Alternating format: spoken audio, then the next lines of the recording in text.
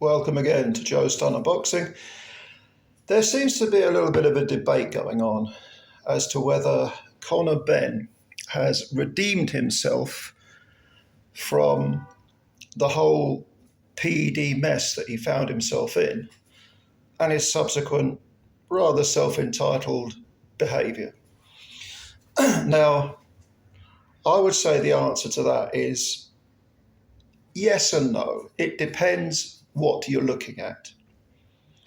Now, for me personally, and I hope this is true with a lot of other people, it is perfectly possible to stand by everything you said, or in this case I said, about Conor Benn, PEDs, his behaviour following the failed tests, all the nonsense spouted by Eddie Hearn and Conor, appearances on Piers Morgan's show. To me, if you appear on Piers Morgan's show, you lose a few brownie points because the man is such an arsehole. I resent being classed as the same species as people like Piers Morgan. But I think Nigel Benn knows Morgan well, so, they've both been on there, Eubank and Benn. First of all, Benn by himself, then Eubank and Benn. All that stuff, to me, everything I've said about it, PEDs, behaviour afterwards, it all stands. I don't take any of it back. But it's a different subject entirely to look at what went on in that ring and willingly concede, even though you're not invalidating what's gone before, to willingly concede that Conor Benn put up a terrific battle, a terrific war, and that, quite frankly, he's got more fight in him than probably the majority of people on this planet. I mean, seriously, think about it. Think about what you saw there. You saw a guy who was naturally smaller, and yes, if you've watched my videos before, you will know that I have a lot to say about Eubank at 160, how dangerous it is and so on, and I stand by that as well. But nevertheless, Conor Benn, who's never beaten a world-class welterweight, suddenly found himself in an absolute knockdown, drag-him-out, tear-up with a man who's naturally bigger than him and who was expected to defeat him with relative ease. So whenever you think about Conor Benn as a young man, you can't deny that in that ring he showed big bollocks. He showed determination. He showed immense courage. He showed an awful lot of things which you can fully recognise 100%, and it doesn't necessarily mean that he has been vindicated for failing the two tests. In my opinion, what I said stands. He didn't get any punishment at all for failing two tests. That's wrong. That's morally wrong. It's extremely dangerous. I don't have any time for people who fail tests. I'm not someone who would look at a case like that, a first offence, and something that, it wasn't like, Conor was sticking all sorts of needles in himself and, clomiphene. I don't know much about PEDs, the compounds and so on, what specific PEDs do, but we're not talking Big Baby Miller here, you understand? But nevertheless, he should have been punished. And his supporters say, well, he was punished. No, he wasn't. He didn't have his licence, which, by the way, he gave his British Boxing Border Control licence back, and then he fought twice in America. Okay, he was saying, well, inactivity might have contributed to the defeat to Eubank. You fought twice in 2 years. It was not a case of any kind of recognised punishment being implemented, and it should have been. You fail a test. I'm not saying ban him for life. I'm not one of those zero tolerance people. The only thing I have zero tolerance for is, to be honest with you, is zero tolerance, because, to be honest with you, you have to take each individual case on its own merits or demerits.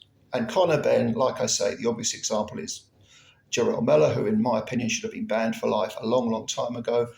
You can't put Conor Benn in that category, just as you can't put, Liam Cameron's case in the same category as Dillian White's, or, and some of my favourite fighters, Roy Jones Jr. being the obvious example. failed a PED test once. When he fought Richard Hall, he failed one. I still think he's the best fighter I've ever seen, in my lifetime anyway. You also have to accept, I think, that, or you have to at least consider that people mature. People make mistakes when they're young. People get involved in all sorts of, it's like you're being blinded by the light. Suddenly you're handed a lot of money. Suddenly you're in the spotlight. There's a lot of fame. We live in the era of social media, which have its use, but can be extremely poisonous as well. Very toxic. That's why I don't go on X, Twitter, whatever the fuck it's called. Apart from the fact it's owned by Elon Musk, I don't want anything to do with Twitter because it's a fucking sewer. It's every time I've been on there, I felt like I needed to take a shower afterwards.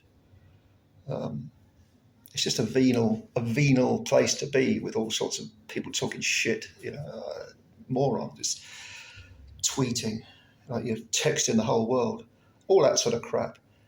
Now, you can grow up in that environment. I didn't. You can grow up, and you're going to make mistakes, and you're going to make a fool of yourself. I made a fool of myself when I was a young man. Thankfully, mobile phones weren't around then, never mind social media. Conor Benn and scores of others who are less known than him, well, let's talk about Conor specifically because he's famous. He made a fool of himself in public. And he's a hot-headed guy. He runs on, energy, passionate energy and so on. And, but we start off as idiots. No one is wise to begin with. People become wise very often by making mistakes. And we live in this era where, people who the most energetic thing they've ever done is move from one side of the sofa to the other, will completely condemn others for mistakes they made 10 years ago, 5 years ago, even a month ago.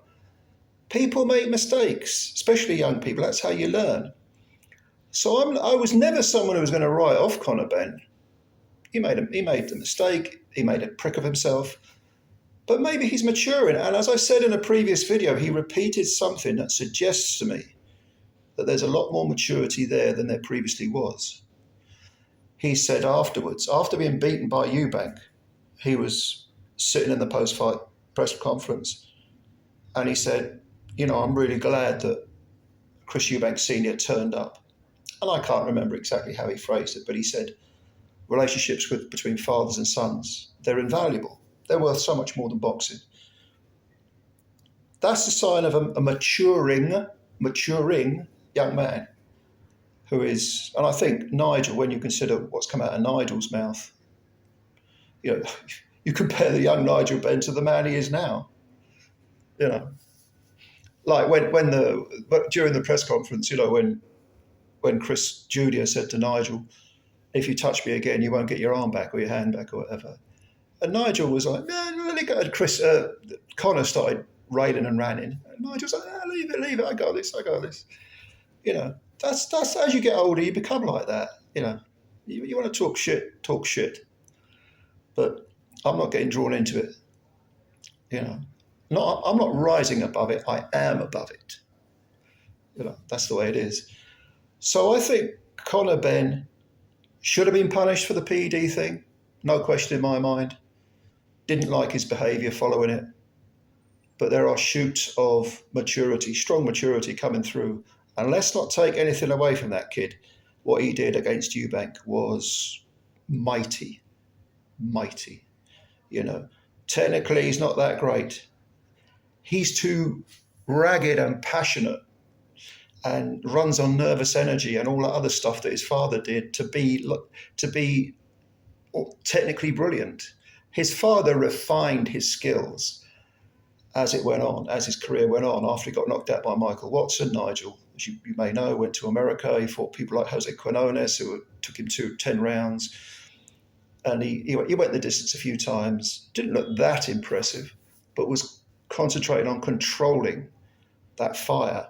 Because as Customato said, it's a fire. It starts with a spark, and then it becomes a raging furnace, and it can consume you in so many ways. Or if you control it, it's a powerful weapon.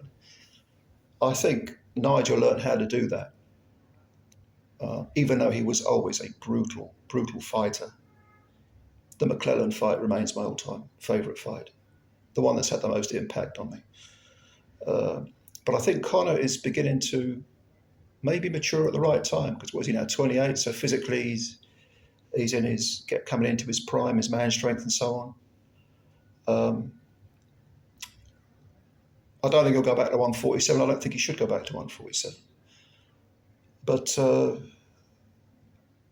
he's got a future. He's got a future, definitely. With that type of fortitude, determination, motivation, kid's a threat, definitely. So it is possible to have two varying degrees on Conor Benn, the history, or the person that he was and the person that he is now. We all mature and, without getting biblical, because I'm not religious remotely, but let he who has not sinned cast the first stone. Shall we go down that path? Anyway, you tell me what you think. Comments below. Please subscribe to the channel if you're new and hit the like button as well. And thank you very much. I'll speak to you soon. Bye for now.